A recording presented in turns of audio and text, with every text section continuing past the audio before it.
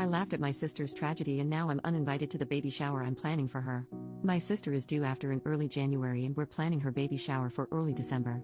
She decided she wanted to use my mother's maiden name, Rafferty, as her daughter's name. Not a tragedy itself, and I guess it works as a unique name.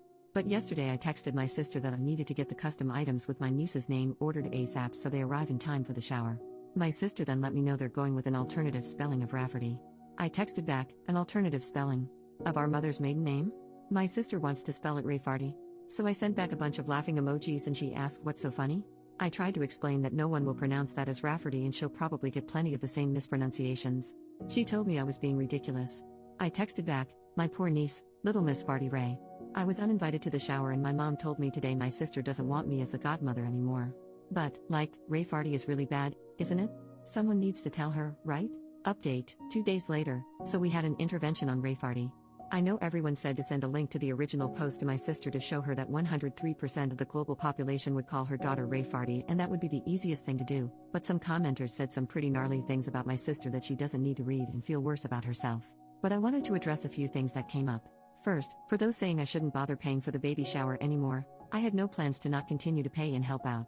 Disagreements and fighting aside, I love my sister and want her to go into motherhood filled with love and support, regardless of whether she wants my support or attendance at the event. Second, my sister's husband was made aware of the spelling change of Rafferty to Rayfarty about a month before my original post. He said he didn't think much of it until he saw it written down and immediately saw it as Rayfarty, too. He said her emotions had been getting worse throughout the pregnancy and he didn't know how to approach her about going back to the original spelling. He had hoped that when she gave birth, all the hormones would somehow leave her body, she'd come to her senses, and it would be a non-issue.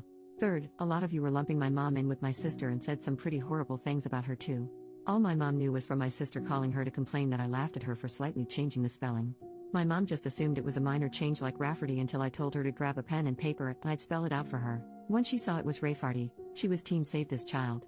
Now for those of you who told me I didn't have any tact and my reaction was mean, my reaction was because 1, people would call the poor girl Rayfarty her entire life for the sake of my sister being quirky. 2, pregnancy brain aside, surely my sister would realize her child will be called Rayfarty once it's pointed out, have a laugh, change her mind, and this will end up being a funny story to tell at her daughter's future wedding or something. And 3, my sister is a bit of a joker, so I also initially thought she was just pulling a prank or joking. But if she was joking, she took the joke really, really far. She spent $400 on a mural painted on one wall in the nursery. She wanted to debut the finished nursery to everyone at the baby shower, including her husband, who was forbidden to see it beforehand, that had Rayfarty incorporated into it that now needs to be repainted. She also bought herself a birthing gift. Is this even a thing? She'd have my brother-in-law present to her in front of everyone at the hospital, a $900 gold bracelet with RAEFARTY charms. The baby book also has Rayfarty embroidered on the cover. I contacted my sister's best friend Katie, not her real name, if my sister has told her anything about the spelling change. She found out about Rayfarty after the blow-up with my sister, as my sister wanted to get Katie on her side. Katie, who's a teacher, was equally horrified about the spelling and told me this is the worst attempt at a creative name she's ever seen. The intervention of sorts, the farty party, if you will, included me, my sister, her husband, his mother and father, my mother, and Katie.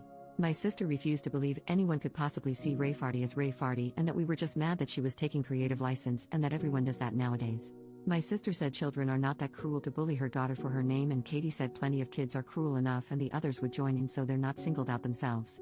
My sister countered that as long as all the adults are pronouncing it correctly that it'll be no problem, and Katie told her that not only would the adults not know how to pronounce it to begin with, but that as long as fart is in the name, kids will latch right onto that.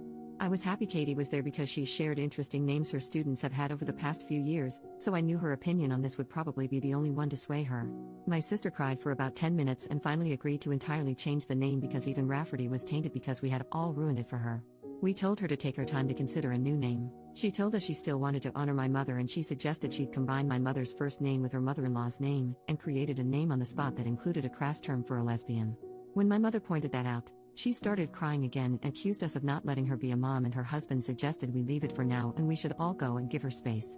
It's been radio silence until my sister texted me a couple of hours ago that she and her husband landed on Theodora and she is absolutely in love with it. She even decided by my unborn niece looks like a Theodora in the ultrasounds. She got those creepy 3D ones done where every baby looks like the same copper potato. I replied that was lovely and that I'm so happy she's happy. It's not my taste, but at least it's not Theodoru or some crap like that. So there you go, my niece has been saved from being called Rayfarty. I'm invited to the baby shower again, and I know this is just a little blip with my relationship to my sister and will be fine, but Katie will be taking over as godmother, which is fine by me.